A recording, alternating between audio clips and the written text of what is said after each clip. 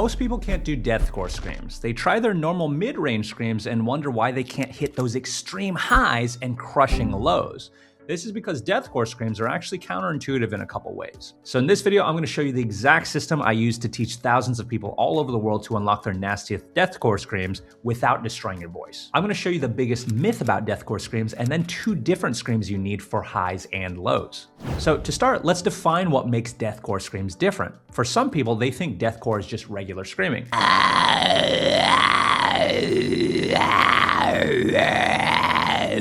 When deathcore requires really high highs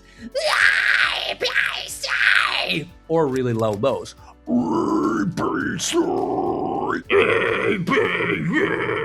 So now that we've established that, let's talk about the biggest myth about deathcore screams. The myth is that if you learn just one type of scream and just shape your mouth differently, that's all it takes to do highs and lows. And a lot of people practice for months and months trying to push their mid-range screams higher or lower, and they sound like this. Or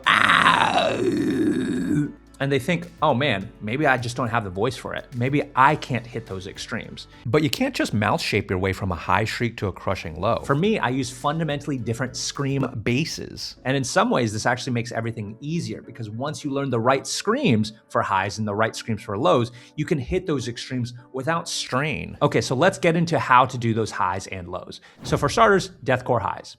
1, 2, 3! So in order to do deathcore highs, I recommend using something called a head voice fry scream. This scream kind of feels like you're making a wimpy, high-pitched noise while you're holding your breath.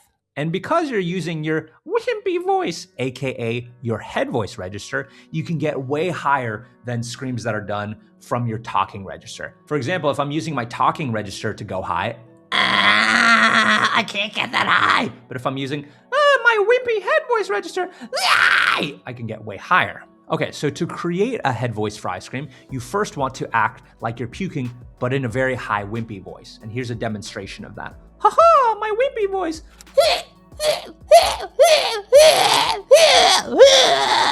And you'll know you're doing it right if you can get the distortion, but not have pitch in it. And it should sound like white noise. There's no pitch here. And of course, you want to make sure it doesn't hurt. And when you do it right, it'll sound wet and gurgly, and you'll feel it up here in the higher part of your face. I feel this up here. Okay, so if you can use this as a base, then what I want you to do is I want you to raise your Adam's apple. And you can do this by raising the back of your tongue. You can also think about it like you're trying to reduce the amount of space that you have in your throat. And then this will make it sound even higher and shriekier. For example, here's me getting that head voice fry distortion by doing that wimpy puking sound. And then raising my Adam's apple by raising the back of my tongue. 1,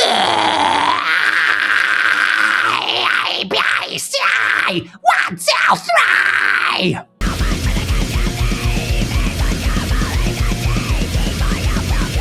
Side note, if the method I showed doesn't work for you, that's normal. Everyone's voice is different. Click the link in the description for a free training where I'll show you different ways to do the screams in this video. Okay, now let's talk about lows. Okay, so in order to do the bass distortion, I'd recommend you imagining that you ate some spoiled food and that's causing you to act like you're puking. Wow, I just realized that in this video, there's a lot of puking approaches. Sorry if it grosses you out, but it works for a lot of students. But this time, instead of imagining you're puking from up here in your wimpy voice, I want you to imagine that you're puking just normally from your normal talking voice.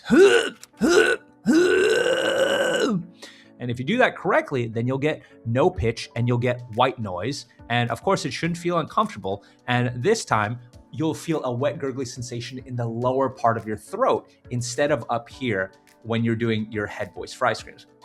Versus and once you do it from down here, it'll make a great bass sound for your lows. So after you do that, if you curl your tongue up, and you push it towards the back of your throat, and then you make the sound with your lips, this tongue position darkens the tone and removes the higher frequencies.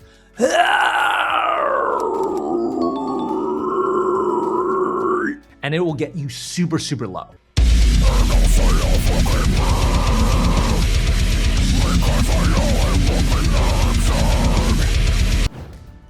So as a recap, to do deathcore screams, first understand that highs and lows use different screams, not just different mouth shapes. For your highs, use your whippy voice, aka your head voice, as a bass, and then act like you're puking from there. Try to make it so that it's pitchless and raise your Adam's apple in order to make it higher. For your lows, act like you're puking from your stomach within your normal voice. Keep it pitchless and gurgly and curl your tongue to make it sound brutally low.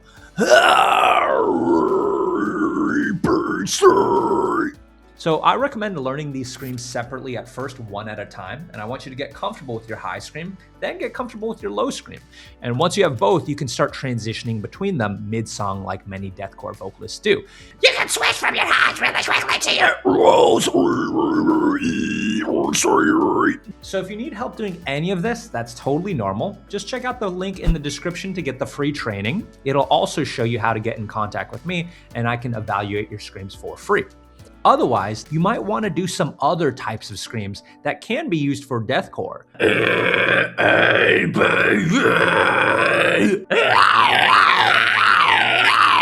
So if you want to do any of that, then click this video right here and it will show you how.